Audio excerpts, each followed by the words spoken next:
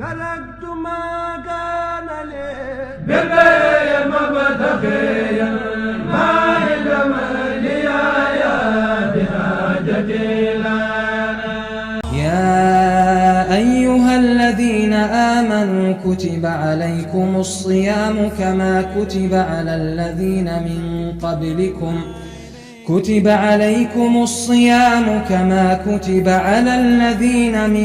قبلكم لعلكم تتقون. أعوذ بالله من الشيطان الرجيم. بسم الله الرحمن الرحيم. يا ربنا اكفني الأذى لساني والحين والجنة والشيطان لك السماء ولك الأرض وما بينهما فالتقني شرهما.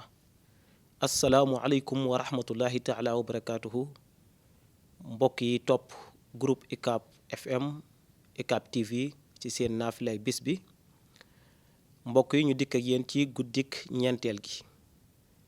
guddik ñeenteel gi sopp nañ ko ci julli ñeenti raka bu ci ne ginnaaw fatiha mu jàng xul yaa ayyuhal kaafiruun ñetti yoon.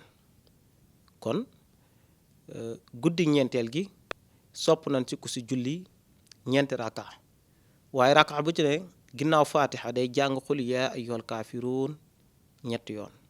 mbokk yi képp ko xam ne taxawe nga julli googu dees na ko bindal tuyaabaak jaamuk junni nit. kon lu jara taxawe la, ndaxte tuyaabaak junni nit ci génn guddi lu ko waay jënd rek mën nañ ne jar na ko.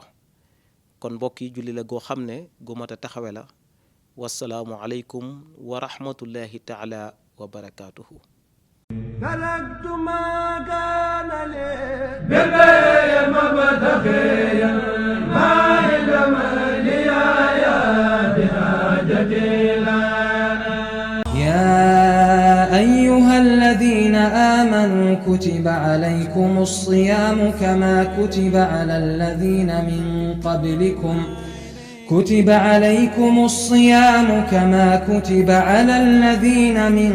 قبلكم لعلكم تتقون.